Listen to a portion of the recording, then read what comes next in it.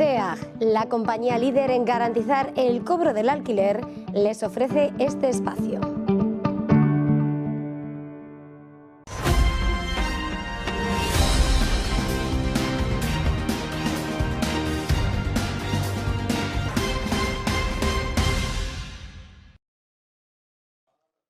Muy buenas tardes, bienvenidos de nuevo a Negocios Televisión, bienvenidos al repaso de las noticias del día, muy pendientes de la actualidad, el foco puesto sobre todo en la tensión en Oriente Medio, pendientes de los movimientos por parte de Irán. Estados Unidos dice que ve los primeros movimientos de misiles, una alerta aérea, por cierto, en las últimas horas también habla de ejercicios con misiles que comienzan mañana y pasado. Aviones de guerra israelíes han roto además la barrera del sonido en Beirut, en Líbano, en la capital libanesa, mientras el jefe de Hezbollah, Hassan Nasrallah, está hablando de un ataque inminente por parte de Hezbollah, por parte de Irán y también de los hutíes. Dice que la espera de Israel es parte del castigo. Muy pendientes también de la tensión en Venezuela, Maduro amenazando con llevarse el petróleo de Estados Unidos a los BRICS, y pendientes también de Rusia, que advierte a Ucrania, dice que las condiciones de paz solamente van a empeorar. Muy pendientes de todas estas cuestiones, empezamos poniendo el foco en Irán. Les contamos que la Organización de Aviación de Irán ha emitido una nueva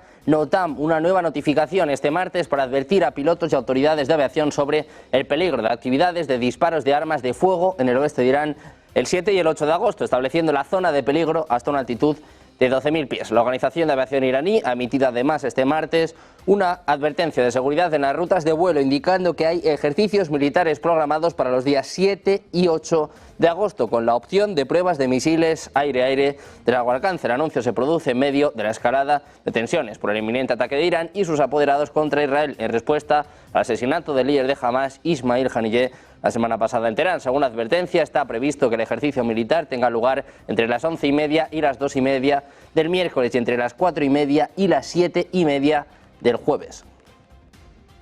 Precisamente el secretario general de Hezbollah, Hassan Nasrallah, ha anunciado este martes durante un discurso que el grupo de Hezbollah ahora pretende atacar nuevos sitios israelíes más profundamente en el país. Mientras tanto, hablando sobre el asesinato por parte de Israel del comandante principal del grupo, Fuad Shukr, Nasrallah ha explicado que las últimas operaciones de Hezbollah no tenían nada que ver con la respuesta de represalia prometida que aún está por llegar. Hablando más sobre la muerte de Shukr, el jefe de Hezbollah admite que el grupo ha sufrido una gran pérdida. Añade, sin embargo, que esto no les va a detener. Estamos pendientes de las palabras del propio Nasrallah, que está hablando de un ataque inminente. Dice que la espera por parte de Israel es el castigo que le están suministrando, y además dice que no va a quedar sin respuesta, que los ataques se van a producir y que su respuesta va a ser fuerte y efectiva. Dice que Israel es el que ha elegido la escalada con Líbano y con Irán y que la resistencia no va a permitir que los ataques israelíes pasen desapercibidos. Dice que la respuesta va a llegar solos o con el eje de resistencia, pero espera una respuesta coordinada, eficiente, junto a Irán y también a los hutíes de Yemen. Mientras tanto, el anticipado ataque de venganza de Irán contra Israel podría producirse en dos oleadas, en lo que advierten jefes de seguridad del presidente estadounidense Joe Biden. El primero probablemente provendrá de Hezbollah, del Líbano, y luego un segundo de Irán y sus representantes regionales, es lo que apuntan a Axios funcionarios estadounidenses informados sobre el asunto. El lunes también se le dijo a Biden que aún no estaba claro cuándo Irán y Hezbollah podrían lanzar sus esperados ataques y que podrían implicar. Teherán ha dicho que tiene el derecho legal de castigar a Israel a raíz de los asesinatos consecutivos la semana pasada de Ismail Haniyeh, el jefe político de Hamas en Teherán, y un alto comandante de Hezbollah en Beirut. Anthony Blinken, el secretario de Estado estadounidense, dijo que un ataque sería inminente el domingo por la noche. Israel todavía preparando para la represalia en peligro de arrastrar a Oriente Medio a una guerra más amplia.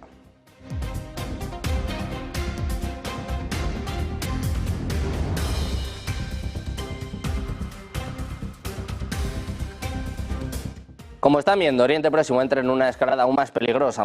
Los ya perennes bombardeos israelíes sobre la franja de Gaza, el asesinato del líder de Hamas en suelo iraní con la implicación de Israel de agentes comprados, además presuntamente de la CGRI, del grupo paramilitar y de inteligencia iraní, ha supuesto el chispazo detonante de la situación. La escalada parece inevitable, pese a que diferentes líderes y portavoces de otras regiones han pedido a las partes que no escalaran el conflicto. Este era el caso del secretario de Estado de Estados Unidos, Anthony Blinken, quien también apunta a que la ofensiva iraní podría darse en las próximas 24 o 48 48 horas. Irán siente el asesinato como una humillación, mientras niega que haya implicación por parte de alguno de sus agentes del CGRI. En cambio, también preparan una ofensiva sin paliativos contra Israel, orquestada conjuntamente entre los opositores a Tel Aviv. Irán, por ende, pretende coordinar una operación a 4 bandas, según recoge el Instituto para el Estudio de la Guerra, que involucraría a Hezbollah, a los hutíes y a las milicias iraquíes respaldadas por Irán, que llevarían a cabo ataques coordinados contra Israel con el objetivo de colapsar las defensas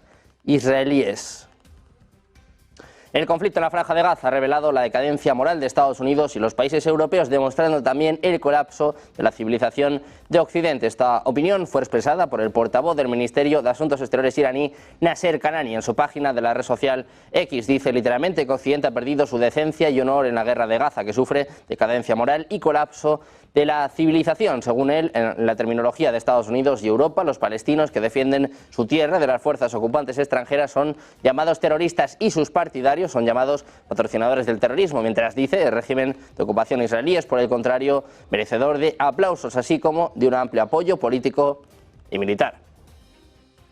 Varias fuentes árabes han informado este martes que si el conflicto entre Irán e Israel se intensifica, Pakistán planea suministrar a Irán misiles balísticos de mediano alcance Shahin 3. Una reunión de emergencia de los ministros de Asuntos Exteriores de la Organización de Cooperación Islámica, solicitada por Irán y Pakistán, tuvo lugar ayer en Arabia Saudita, en la que Irán examinó su respuesta al asesinato del líder de Hamas, Ismail Haniyeh. En esta reunión, celebrada en la ciudad costera de Jeddah, se trataron los crímenes de la ocupación israelí y el asesinato de Haniyeh, según el representante de la OCI saudí. El Ministerio de Asuntos Exteriores indicó que Irán había solicitado la reunión junto con Pakistán.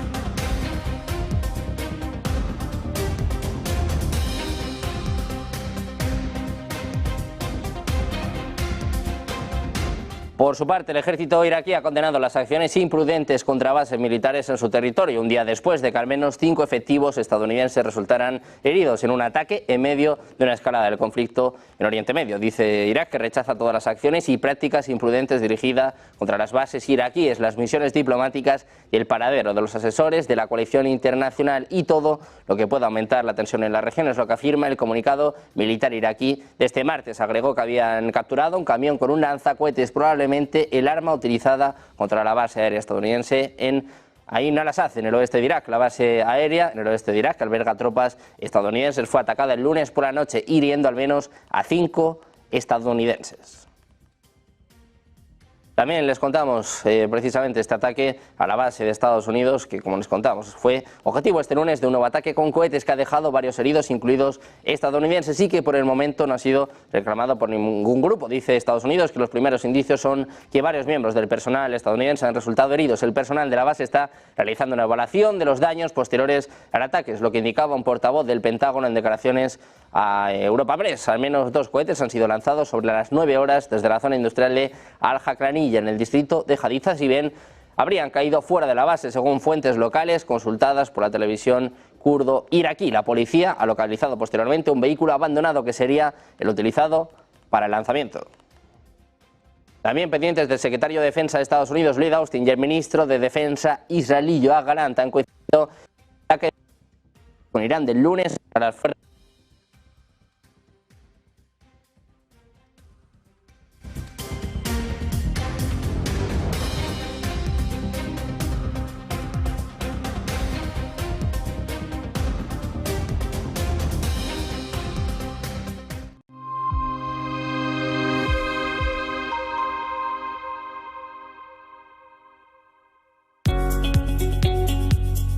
En Arquia Banca nuestros clientes son lo primero. Por eso les ofrecemos soluciones de inversión personalizadas y adaptadas a su perfil de riesgo. Nuestro método: diseñamos una estrategia a largo plazo combinando fondos consolidados y diversificados tras realizar un exhaustivo análisis de los mercados y las tendencias globales. Arquia Banca. Cuidamos de su patrimonio como si fuese nuestro. Creemos que la sociedad actual necesita más arte y más color. Le da a la gente la oportunidad de asimilar diferentes perspectivas. Es realmente un placer pintar este cuadro, porque es una hermosa imagen para comenzar. Lo último que pintaremos es el auricular en vez del pendiente. Using a classic and merging it with modern. This is very provoking.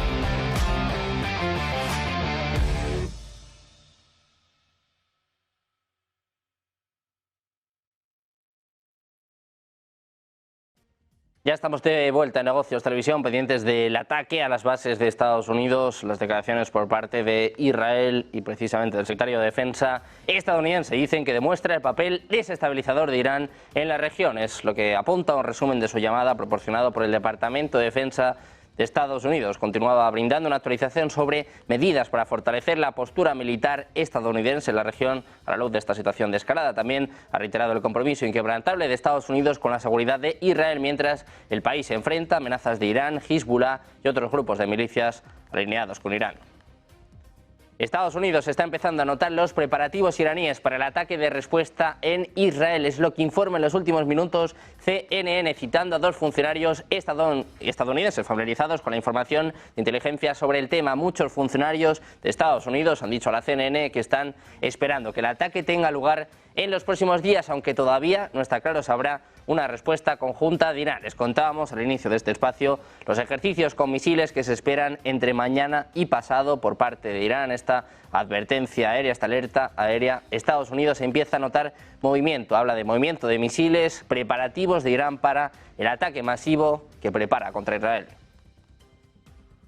El equipo de seguridad nacional del presidente estadounidense Joe Biden aún no tiene claro cuándo y cómo se va a producir el probable ataque de Irán y el grupo islamista Hezbollah contra Israel. Es lo que reporta el portal Axios. El medio estadounidense cita como fuentes a tres funcionarios conocedores de las conversaciones que tuvieron lugar este lunes en la reunión de Biden y la vicepresidenta Kamala Harris con su equipo de seguridad para evaluar la situación en Oriente Medio. Las fuentes agregaron que la administración Biden trabaja para contrarrestar los posibles ataques y movilizar la presión diplomática sobre Irán y Hezbollah para intentar minimizar las represalias de ambos por los asesinatos por parte de Israel de dos líderes islamistas.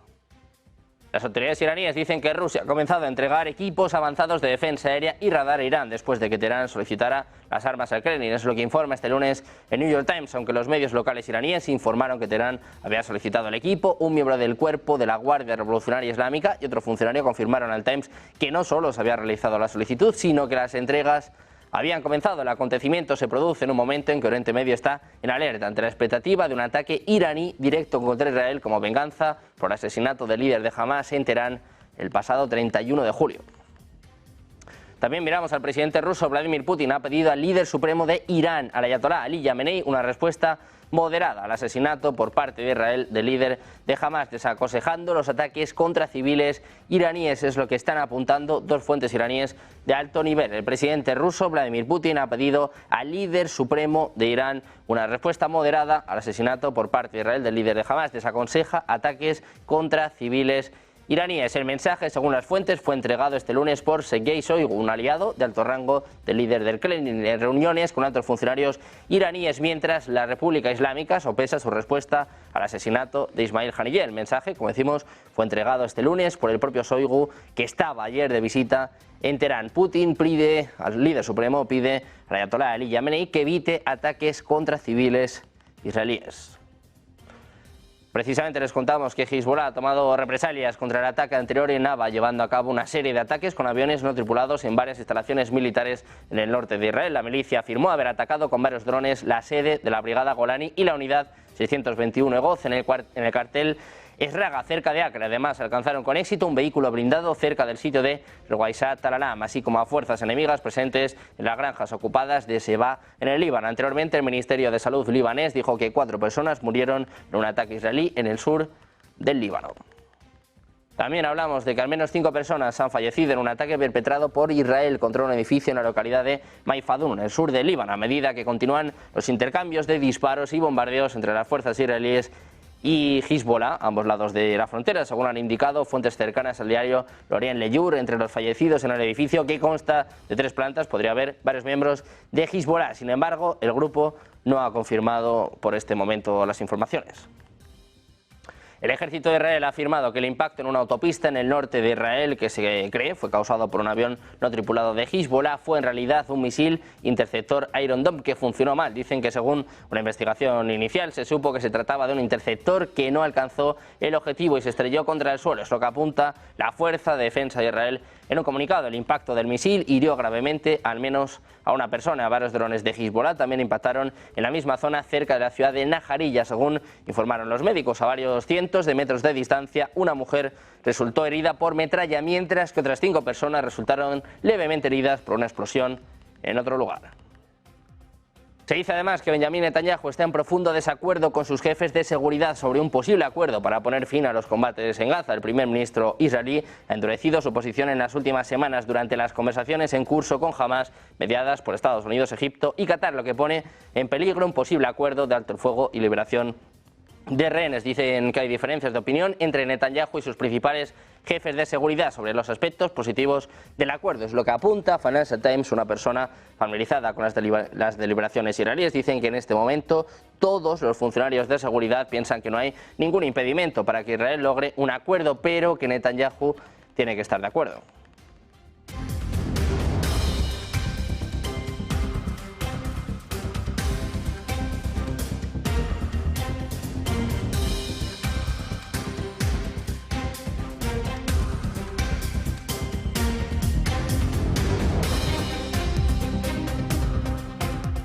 Algunos de los aliados más estrechos de Israel que se preparan para ayudarle a repeler un posible ataque iraní están presionando a las autoridades israelíes para limitar su respuesta a la anunciada agresión. Es lo que apunta la cadena pública de noticias israelí Kan. Los aliados, liderados por Estados Unidos, han recordado a Israel que el objetivo es evitar una guerra regional, por lo que debe ser comedido en su respuesta. El grupo, según Kan, incluye a los países que ayudaron el pasado mes de abril a Israel a repeler el ataque con 350 drones y misiles que la República Islámica lanzó en represalia por el ataque israelí en Damasco, en el que murieron varios miembros de la Guardia Revolucionaria, y ahora se prepara para hacer lo propio en plena escalada de la tensión entre ambos países. También hablamos del alto representante de la Unión Europea para Asuntos Exteriores y de Seguridad, Josep Borrell, ha alertado este martes de que la tensión deja a Oriente Medio al borde de una guerra de proporciones desconocidas y pidió evitarlo a través de un alto el fuego inmediato en Gaza. Dice Borrell que las tensiones siguen aumentando en Oriente Medio y que están llevándolo al borde de una guerra de proporciones desconocidas, en lo que alertaba el jefe de la diplomacia comunitaria a través de un mensaje en X. Añade que todos debemos evitar otra catástrofe, que el camino a seguir es ampliamente consensado. Alto el fuego en Gaza ahora. Borrell dejó claro que todos los que se interpongan en el camino de la desescalada deberán rendir cuentas. También miramos en este caso a Hamás, ha elegido a Muhammad Ismail Darwish, como también conocido como Abu Omar Hassan, como nuevo líder de su buró político después del asesinato del anterior líder del grupo, Ismail Haniyeh, según informa este martes Al Arabiya, citando fuentes familiarizadas con el asunto. Según el informe, Darwish será el jefe del ala política de Hamás hasta que se celebren nuevas elecciones. Darwish, que vive en Qatar, es el actual jefe del Consejo de la Shura de Hamás. Es una figura oscura dentro del grupo, que rara vez aparece en público, pero también es una de las figuras más poderosas dentro de la organización, según apuntan medios israelíes.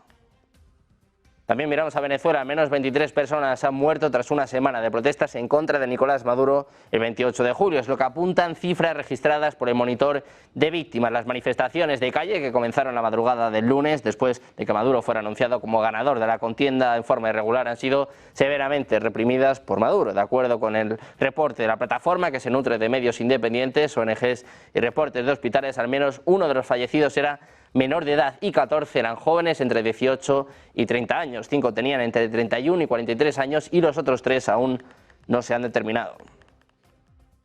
La Unión Europea ha solicitado al gobierno de Venezuela, dirigido por Nicolás Maduro, que deje la campaña de intimidación judicial contra los opositores después de que las autoridades de Caracas abrieran una investigación penal contra los líderes de la oposición. Entre denuncias de fraude en las presidenciales, dice que piden a las autoridades que pongan fin a esta campaña de intimidación. Es lo que declaraba Peter Stano, portavoz del jefe de la diplomacia europea, insistiendo en que el bloque está muy preocupado con la evolución de la situación en Venezuela. También miramos a Nicolás Maduro. El presidente venezolano ha llamado este lunes a boicotear la popular aplicación de mensajería de WhatsApp al alegar que militares, policías y líderes comunitarios defiendan su controvertida reelección. Dice que están recibiendo amenazas. Dice el propio Maduro que va a romper relaciones con WhatsApp porque la están utilizando para amenazar a Venezuela y que entonces va a eliminar WhatsApp de su teléfono para siempre. Añade que poco a poco irá pasando sus contactos a Telegram y a WeChat. Dice además el propio Maduro que invita al retiro voluntario, progresivo y radical de la aplicación, propiedad de la compañía estadounidense Meta, junto a otras redes sociales como Facebook o Instagram. Dice Maduro que por WhatsApp están amenazando a la familia militar venezolana, a la familia policial, los líderes de la calle y la comunidad. Del mandatario había denunciado en la víspera que las redes sociales están siendo utilizadas para promover división y odio entre los venezolanos y señaló directamente a Instagram y a TikTok. También miramos a la oposición. Les contamos que Tarek William Saab ha emitido un comunicado en el que anuncia que su despacho abrirá una investigación penal a la líder de la oposición, María Corina Machado, y al candidato presidencial Edmundo González Urrutia. La razón, el comunicado dirigido a la Fuerza Armada y a la policía que ambos dirigentes difundieron más temprano. En el texto emanado del despacho del fiscal se afirma que González Urrutia y Machado habrían incurrido en los delitos de usurpación de funciones, difusión de información falsa para causar zozobra, instigación a la desobediencia de las leyes, instigación a la insurrección, asociación para delinquir y conspiración. El fiscal explicó que la institución penal considera que ambos dirigentes opositores incurrieron en este delito por anunciar falsamente a un ganador de las elecciones presidenciales distinto al que informó el Consejo Nacional Electoral que había triunfado. Venezuela ha acusado a Estados Unidos de presionar a los gobiernos de la región para promover un cambio en el resultado de los comicios presidenciales del 28 de julio, después de que el Departamento de Estado informara que mantiene un estrecho contacto con Brasil, México y Colombia para encontrar un camino a seguir tras el cuestionado triunfo del presidente Nicolás Maduro. Advierten que desde Washington se pretende presionar a los gobiernos de la región con el fin de promover un cambio de resultado electoral basado en información construida por agentes de la CIA y monopolios de la comunicación corporativa y las redes sociales. Es lo que expresaba el gobierno de Venezuela a través de un comunicado compartido en X por su canciller Iván Gil. Asimismo, repudió las declaraciones del portavoz del Departamento de Estado, Matthew Miller, quien ratificó que para Estados Unidos el ganador de las presidenciales de Venezuela es el líder de la mayor coalición opositora, Edmundo González Urrutia.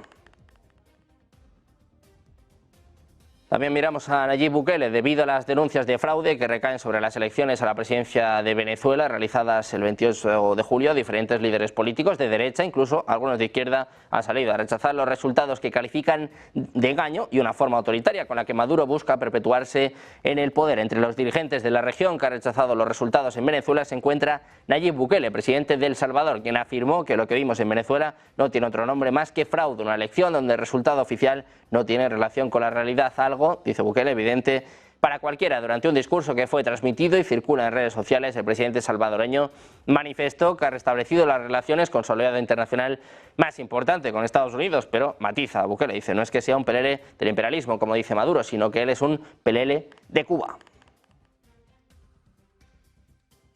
También hablamos de Estados Unidos. La vicepresidenta de Estados Unidos, Kamala Harris, ha asegurado formalmente la nominación presidencial demócrata después de que finalizara la votación nominal virtual del partido. Harris, que ya era la candidata presunta, dado que ningún otro llegó a la votación después de que Joe Biden la respaldara, ya había conseguido suficientes votos de delegados para convertirse en la candidata demócrata. Solo faltaba que terminara la ronda de votación en línea de 5 días de los delegados de la Convención Nacional Demócrata para que el resultado pudiera hacerse oficial. Se espera que acepte formalmente la nominación en la Convención Nacional Demócrata en Chicago a finales de este mes.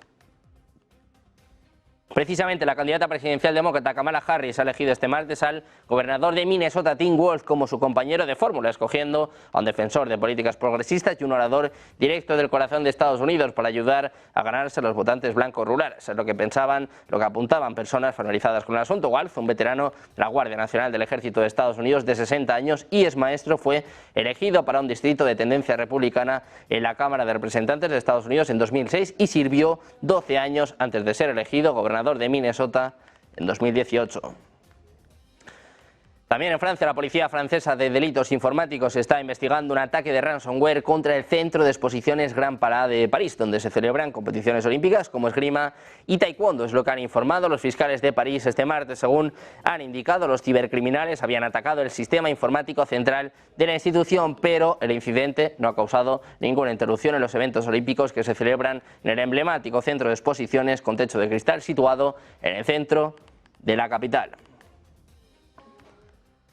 También miramos a Reino Unido. El primer ministro británico Keir Starmer ha anunciado la creación de un ejército permanente para contrarrestar las crecientes protestas en el país. Es lo que declaraba en sus redes sociales. Decía Starmer que tendrán un ejército permanente de agentes de servicio público. Van a reforzar la justicia penal y aplicar el derecho penal tanto online como offline. El político británico nos dio a conocer detalles sobre la composición y las funciones de este ejército. Decía Starmer que sea cual sea la motivación aparente, esta no es una protesta, sino que es pura violencia y que no van a tolerar ataques contra mezquitas o sus comunidades musulmanas. Es lo que apuntaba el primer ministro británico en un vídeo publicado en su cuenta de X. Pendientes también del conflicto en Ucrania, nuevos ataques en la capital ucraniana, también advertencias por parte de Rusia. Dice que las condiciones de paz solo van a empeorar. Hacemos una pausa, 2 minutos, enseguida volvemos con todo de Negocios Televisión.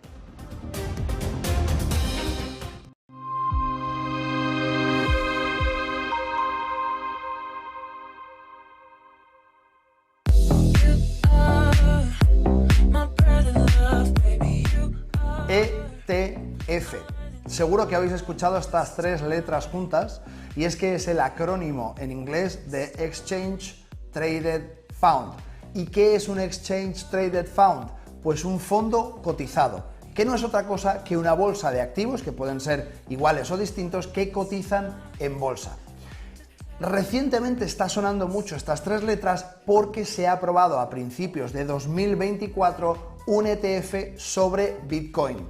Y casas como Vanguard o BlackRock están comercializando este ETF desde sistemas regulados, cosa que hasta ahora no era posible. Si queríamos comprar bitcoins teníamos que trabajar en un exchange y no están regulados. Por tanto, es especialmente importante que entendáis que desde principios del 2024 se puede operar este tipo de producto de manera totalmente regulada y con todas las garantías.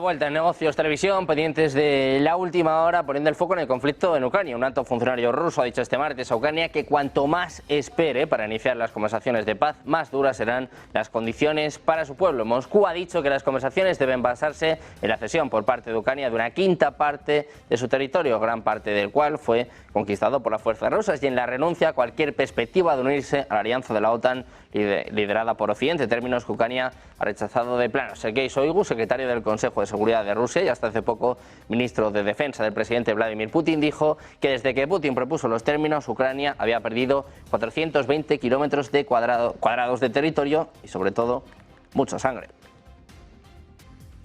Precisamente Rusia ha lanzado este lunes por la noche contra la región de Kiev 4 misiles balísticos Iskander-M y KN-23, 2 de los cuales fueron derribados por las defensas aéreas ucranianas. Es lo que informaba la Fuerza Aérea de Ucrania en su parte de hoy. Los misiles KN-23 son misiles balísticos de fabricación norcoreana que Pyongyang suministra a Moscú y que Rusia ya ha utilizado en anteriores ataques contra territorio ucraniano. Además de los misiles balísticos lanzados contra Kiev y sus alrededores, las fuerzas rusas lanzaron contra Ucrania 2 misiles Kh-59 y 16 drones kamikaze iraníes Sajid. Los 2 misiles y 15 de los drones fueron derribados sobre los óblasts de Kiev, Gerson, Mykolaiv y Melnitsky.